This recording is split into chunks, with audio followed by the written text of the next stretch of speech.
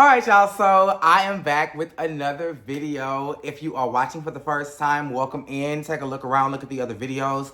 Make sure you like, comment, subscribe, and share. Let me know you're here, where you're from, and what's your favorite thing to watch on my channel.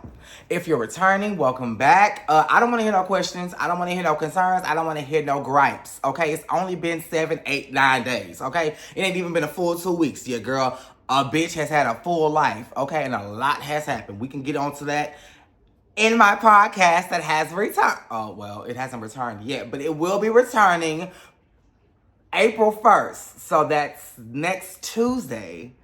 A new episode of the Kitty Box podcast will be out. I think it'll just be on Spotify. The contract that I have was for all podcast platforms, but I think now we're just gonna focus on Spotify and just do it that way. So we'll be on Spotify, and it will also be right here on YouTube. So if you want to, it's not gonna be a visual, not for this episode. So if you want to listen, you can listen on YouTube or you can listen on Spotify. But that will be out next Tuesday, April 1st. So let's move it along. I am here to talk about the Real Housewives of Atlanta. Because we're on episode 3, I'm not going to recap the first 2 episodes, but just know that I did watch them, so I kind of know what the hell I'm talking about. So the episode starts off with Britt. Britt is having like a family dinner. It looks like all of her husband's family is who's coming over. So his family's coming over. They're all sitting at the dinner table. They're all talking. One of the funniest things that popped out to me was when the chef started sitting down the plates. It was 2 kids. It was a guy and a boy and a little girl.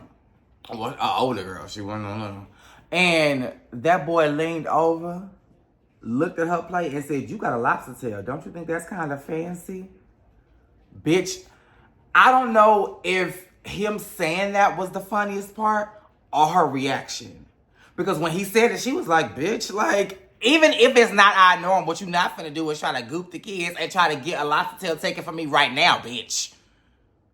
You know just as well as I do, we don't get this often. That's why you said what the fuck you said. So, bitch, the fact that we do have it, shut the fuck up and eat. But her scene was pretty cut and dry. It was pretty much about her dad. She was saying that her dad got sick. He had life insurance, but I think the time he ended up passing was a transitional period in between one job and another. So I don't know if the insurance money didn't kick in or what, but she ended up having to do a GoFundMe to finance his funeral arrangements and everything. And that kind of put her in a tough spot. And she said, you know what, never again. So she started her own insurance company and she went into business with her sisters. She was saying that she had to fire one of her sisters because we all know when you go into business with family, they get to getting all lackadaisical, they get to getting all comfortable, and they don't want to do the job that they were hired to do. So sometimes you got to put that hammer down after talking to them a number of times and saying, you know what, bitch, I don't think this is going to work out. You know, we're going in a different direction. You're being outplaced. You know, like I don't know, girl. Like that's tricky. And you know, Britt did what she had to do. Porsha and Kelly. This was one of the most confusing scenes of the season thus far, because when Porsha sat down, Porsha basically said in her confessional, "I don't know this girl. So I'm here to figure out why she had my name in her mouth and why the situation turned out to be what it was, because I'm just now meeting her. I'm trying to figure her out, but she seems to know so much about me. So what's tea?" Then you sit down in the scene and you say, bitch, I don't know which side of you I'm going to get because you got so many personalities. Well, bitch, if you know she got all these personalities, then that would mean you know her, or you know of her, or you know about her. For me to know nothing about you, I would know nothing about this personality or the many others you have. Then they throw light shade. You got a lot of personalities, but you got a lot of men. And by the end of the episode, by the end of the scene, they were like, "Oh, girl, I love you so much. We're such a bipolar relationship." And it's just like, this girl just checked you about your husband in a public setting, and y'all cool. But you mad at Shamia for saying, yeah, that's my bestie, but if you got all these questions for her, you need to go to her. You mad at Shamia for telling this girl to come to you directly instead of having hearsay and scatterbutt going around the city of Atlanta. But you totally okay with the bitch who had the scatterbutt and the shit to say about you. You okay with a bitch talking about your husband and how you got your husband and how you lost your husband and all this and all that. But you mad at Drew for simply working with your baby daddy who you have no sexual ties with anymore. Strictly platonically for music. Like, Porsha, I want you to make all of this make sense. How is Shamia wrong? How is Britt okay? And how is Drew in the doghouse for simply wanting to advance her career? Like y'all got some crazy work going over there. I don't know if it's that house you in. I don't know if it's the go naked hair that's too tight. I don't know if it's the glue that's seeping into your scalp. But something ain't clicking. Cause this shit, if 1 + 1 is 2, and 2 + 2 is 4, then what the fuck is this? And this is a perfect segue to Drew. So we have Drew's studio session. Drew is giving what she came to give. Now, shout out to Rodney the Voice, because Rodney the Voice says she got a really good album. Like an album that's worthy of awards. Couple of BET awards, couple of NAACP awards, maybe even a Grammy. The album is good. The song I heard was good. So it entices me to go and hear the rest of it. I will be listening to her album because I am going on a trip soon. It's going to be perfect to play. The trip is going to be about 3 hours. I can get her into the rotation. I will definitely be giving Drew Sidora a listen because I'm hearing great things. She invites Kenya and Cynthia to the studio. I don't know if a producer put a bug in Kenya's ear and said, Kenya, your time here is good and not long. Or Kenya was just like, today ain't the day and I don't want to be in this fucking studio all fucking day. But when Kenya showed up, from the moment she stepped foot into the studio, until the time the scene was over, Kenya had a mission in mind. Bitch, we are here to talk about Dennis. And that's all we gonna talk about. She sat down, she said, oh, where's Dennis? Drew said, y'all want something to drink? But now, why she offering drinks? Cynthia, oblivious ass, is like, oh, I can take a champagne. Yeah, I can. Kenya said, bitch, fuck all that. We can pour the wine while we talking. You deflecting. Where is Dennis? That's when Drew was like, what's going on back there? Oh, y'all got the studio. And Kenya said, you taking a little sip. Where is Dennis? And that's when Drew was like, oh, Dennis not here. Yada, yada, yada. So then we get into the confessional.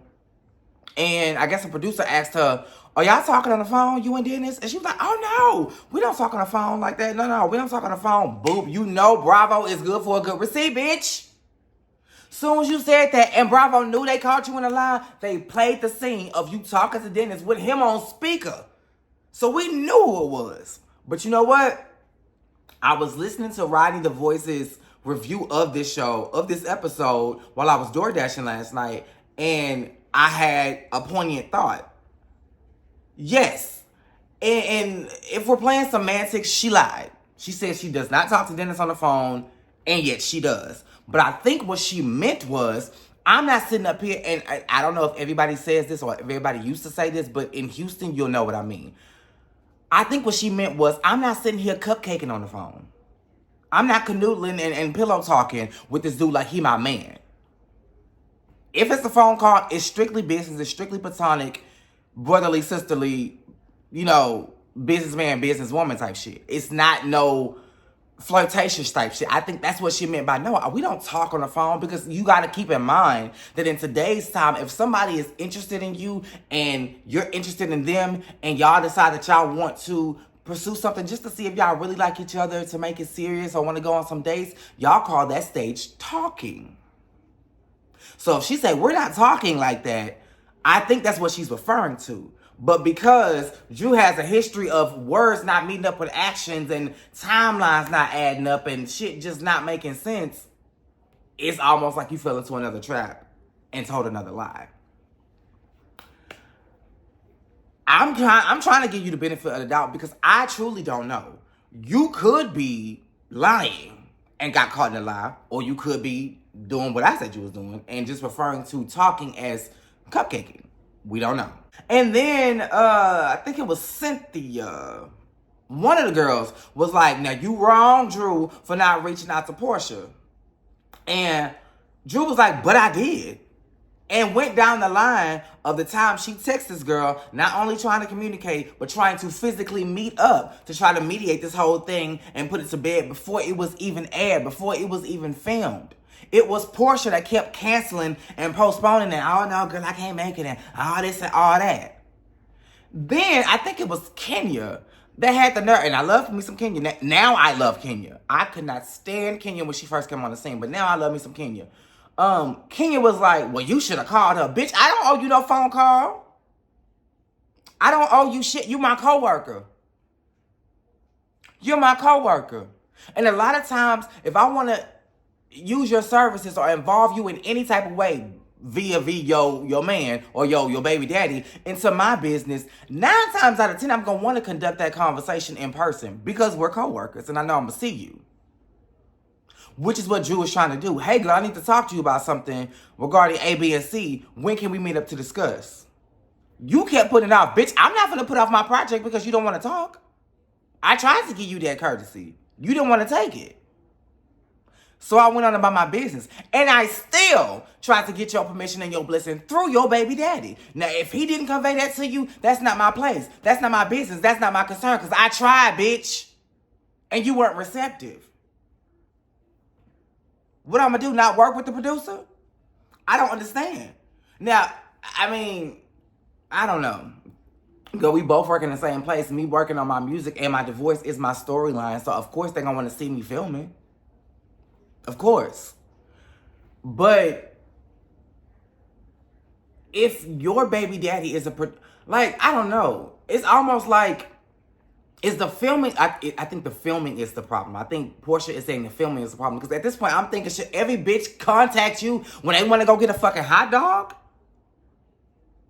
No, if they're going just by themselves. But if they're going to film in the hot dog place, then yeah, we need to tell Porsha. But at the same time, we need to keep our lives on bated breath because Porsha may or may not respond.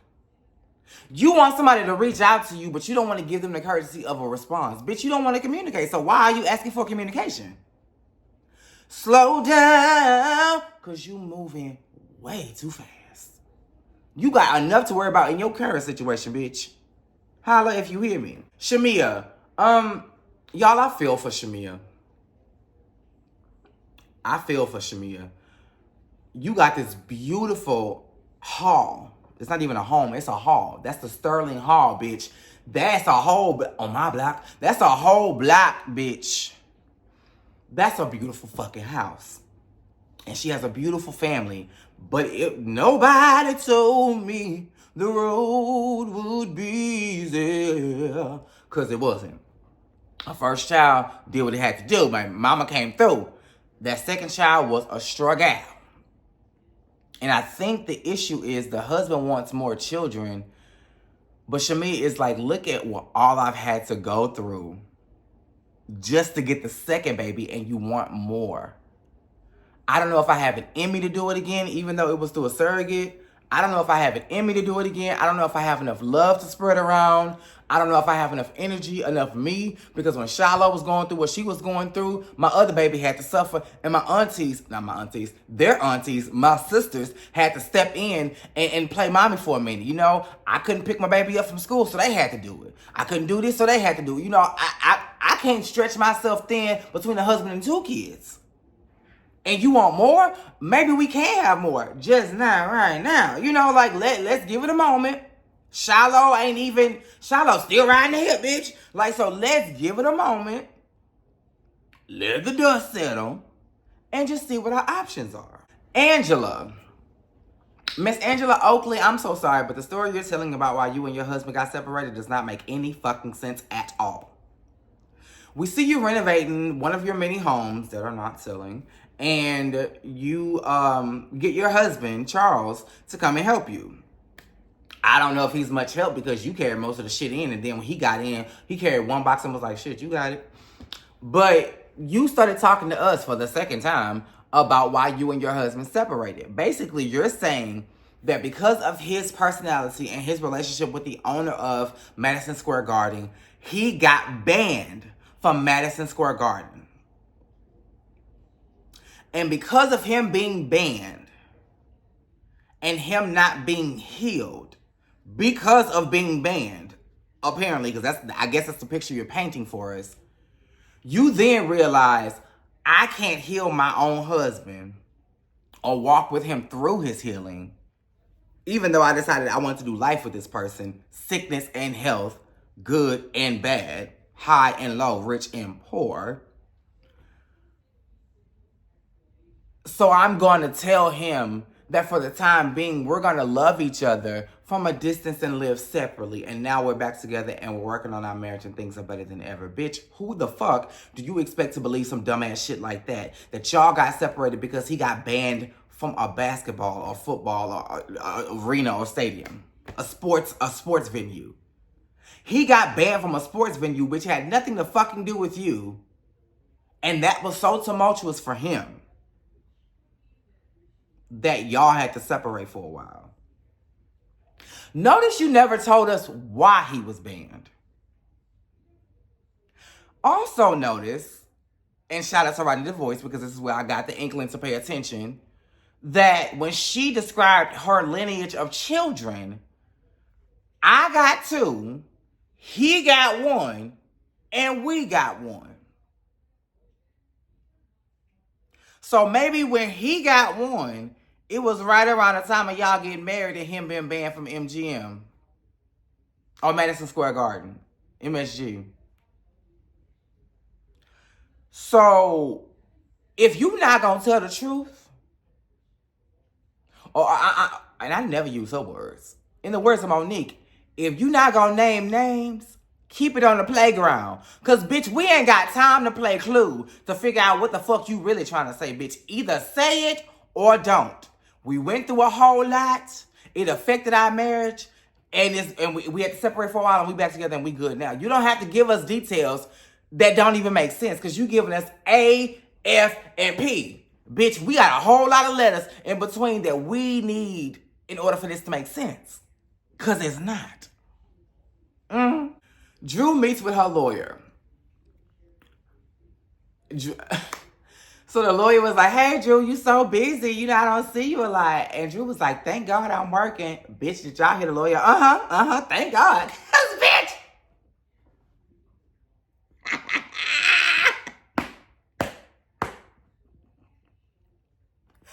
That was that fucking lawyer saying, bitch, I'm glad you're working too, because if you didn't, you wouldn't be here, bitch. You wouldn't be here if you wasn't. So shall we proceed? So they go to the back and they're talking about the details of the divorce. And Drew finds out that in the coming days, weeks, months, whatever, information is going to be leaked. The entire divorce was sealed. But now all of the grounds for why Drew wants the divorce is going to be leaked and made, and unsealed basically, and made public.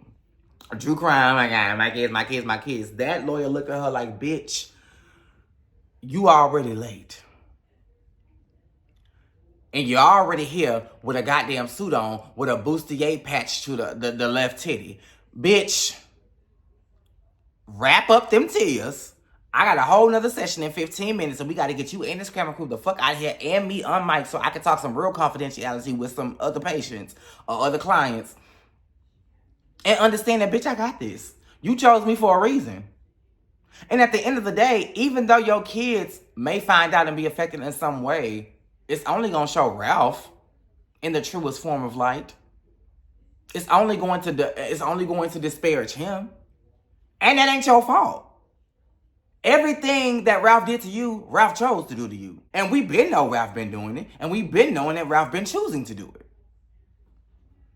It was you that was trying to make excuses for why he was in Vegas at that hotel with that lady. It was you that was trying to get answers. Bitch, we already knew.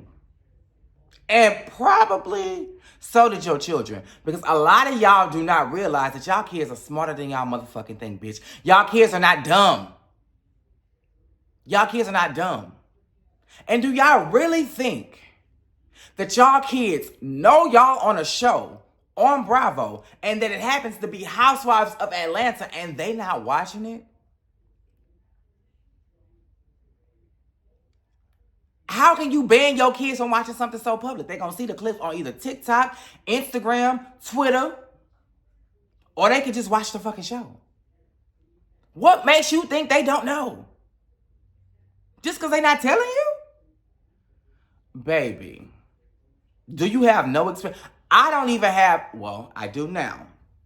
I don't even have teenagers. And right now I don't have boys. But I've been around enough children to know that they don't tell you everything they know. And you'd be surprised when you really sit down and talk to a child that trusts you, how much they actually fucking know about it. Everything that's going on around them. They got eyes and ears just like we do. Just because their comprehension level ain't as high as ours, some of ours. Because some of these kids surpass a lot of y'all dumb motherfuckers. But just because their intelligence level is not as high as adults, don't mean they can't comprehend and piece together what the fuck is going on. Shamia's daughter has a minor surgery. I think it is getting her tonsils removed. Baby girl, I know the feeling. I went to Texas Children's as a child to get my tonsils removed because I had 2 fucking Loraxes for parents who decided to snore so loud in life that it shook the fucking walls. And what did it do? It bled down to me. And I was a child with a snore as loud as a trumpet.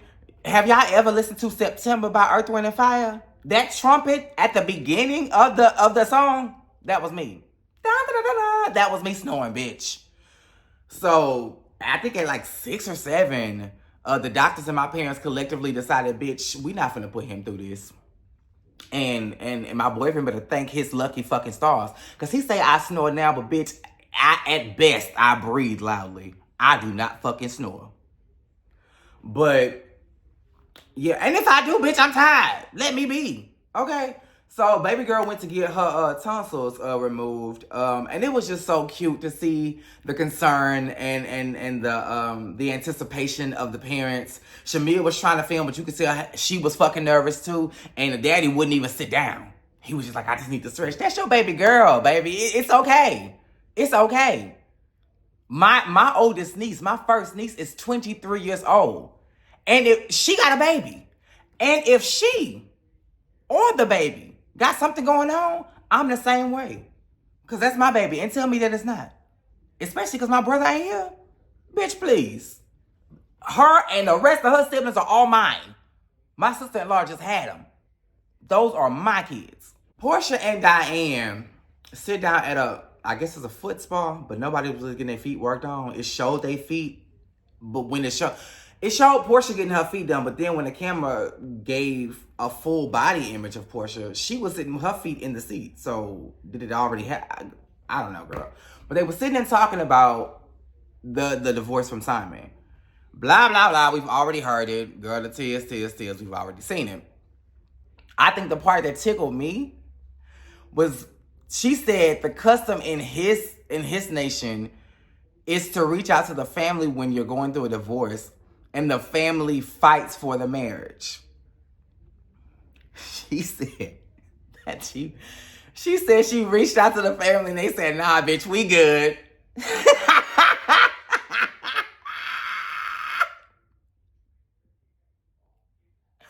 The whole fucking family said, bitch, nah, we seen how you get down and we're good. We want no fucking parts of you anymore.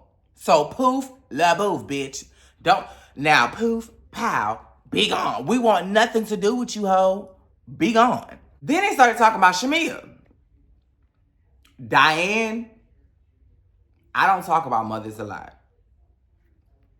But you need your ass beat for what you said about Shamia. For Shamia to be a childhood friend of your daughter's would mean that you've known Shamia at least 20 years. And because Shamia told the girls who had so much to say about your daughter to go to her for the information they want about her, as opposed to making my storyline about defending my best friend, you called her basically a dog with a bone and told Porsha to watch out for her?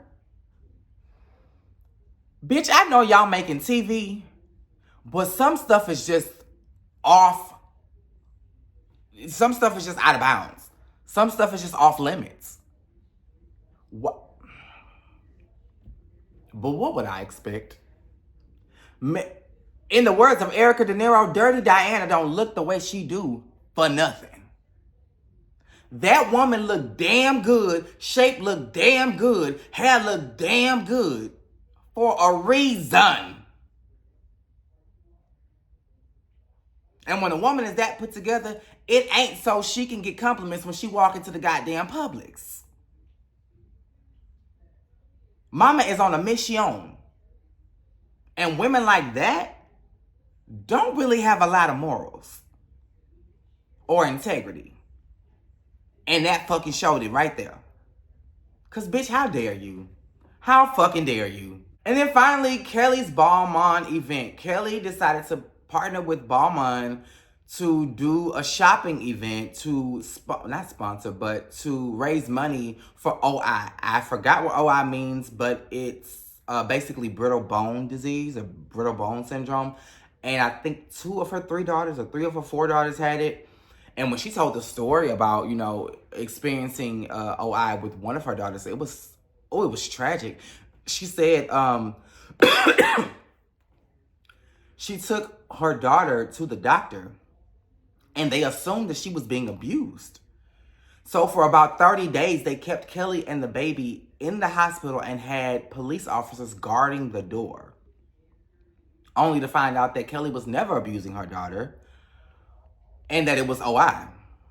And so then they were allowed to go home and then they worked through it. And she said OI has been so monumental and helpful in her process.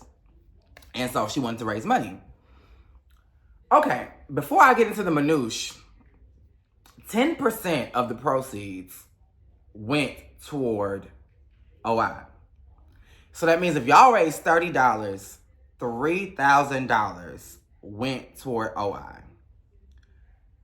Y'all probably have a combined net worth in Balmain at that moment of probably over $5 million. Or close to it. You have to consider all the ladies, what they have, what they're getting paid, and their husband's net worth. I would say over $5 million collectively. And the best y'all could do was $3,000. I would hope that more personal checks were written for the benefit of this foundation. Because if y'all shopping in Balmain and getting the checks that y'all are currently getting from filming the show, $3,000 was a slap in the face. And what's wrong with the girls wanting to spend money? I mean, I want one of those. I did see girls shopping, but I saw nobody leaving with bags. Well, maybe because it was a feud to end the episode, but I'm going to need to see girls leaving with bags. Big bags. Not just some small ones and twos. I need y'all to make some purchases. And I'm not sure that y'all did. But anyway. First we see Drew basically get ambushed. Kenya is on a fucking... I'm not here to make friends. I'm not here to tell my business. I am here to get the shit started. My message was clear. My motive was put in place. When she saw Drew, the first thing she said was, have you seen Porsha? Have you talked to Porsha? She's here. You might as well go over to talk to her right now. And Drew was like, I don't know. I mean, I could, girl, but I don't think this is the right time. Kenya like, bitch, get it started. Little did Kenya know the show wasn't going to be between Drew and Porsha. It was going to be between Shamia and Angela. So Angela decides to walk over to Shamia and I guess in her own way extend an olive branch and say, you know what, maybe we got off to a bad start. Let's kind of start over. Shamia, I don't know what happened in between the last conversation and now, but Shamia still ain't feeling your bitch ass. So when you said that, Shamia was like, yeah, we definitely got off to a bad start. Yeah. And I guess words were exchanged. And Shamia was like, we really have nothing to talk about because I'm always going to be Team Porsha. You always going to be Team Drew. So we have nothing to talk about. Well, I guess we don't. And then the insults started flying. Angela called Shamia Flavor Flav, which at first I thought was a dig. Like, are you calling her Flavor Flav because she dark skinned? Or was T? Now, she says in the confessional, I called her Flavor Flav because she's Porsha's hype man. And, you know, she does all the dirty work and the groundwork, and Porsha just sits back and collects the check. That's a theory. That's one way to look at it. But in Halloween of 2023, Shamia literally dressed up as Flavor Flav. So 1 + 1 equals, bitch, you been a fan and you been looking. And that's how you know what I was dressed as Halloween of last year. Catch it. But when Shamia, and I tweeted this, when you talking to a bitch and they walk away and they do a full 360, a full 180, excuse me. They do a full 180 and about face if you doing ROTC Army style. And then come like, bring the head around bitch like, huh? It's finna go down. Shamia got with your ass. And in Mortal Kombat style, finish him. When she said, you were fucking LaToya Jackson. Bitch, I fucking hollered. But if calling you LaToya Jackson wasn't enough, bitch. When Porsha said,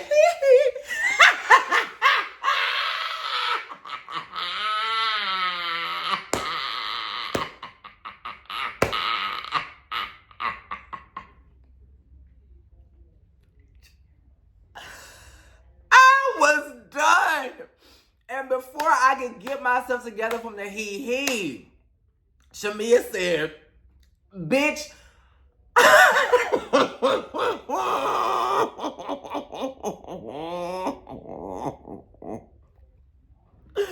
Angela, I'm sorry, bitch, they ate your ass up, oh. They ate you the fuck up with that he and the this, bitch. They ate you up, mama. Oh, they ate you up. Oh, you could try to come back and be like, oh, girl, I'm so tired. It don't bother me, bitch. Please. Nothing is worse than when a bitch reads you and you can instantly make the correlation. You can instantly see it. Bitch, just like now, I was in tears. I was in fucking tears, y'all. And then the episode ends with Drew trying to talk to Porsha. And she's like, hey, Porsha, you know, let's talk. And Porsha's like, nope, not right now. I would rather not. And apparently, Porsha don't want to talk to Drew because Drew's big sister is behind her and she feels like Drew has an A-man corner. Well, so did you when everybody was sitting down in Shamia's house trying to get the tea on whether or not Drew was fucking your baby daddy. You had no problem having a conversation in front of everybody, but you don't want to have a conversation in front of her one sister.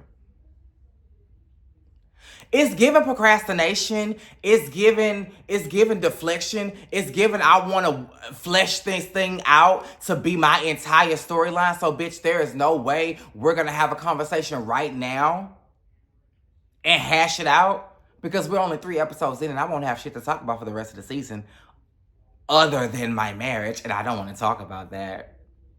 So, no, I don't want to talk, bitch. We could talk around episode 8, 9. We could really get into it and have that sit down. You been wanting. She playing TV. That's what that is. But that was the episode, y'all. That's where it ended. So that's why I have to leave it. It gave what it gave. I am liking this season. I don't know what we are in Love and Hip Hop. I don't know if I want to talk about that because I may be too far gone.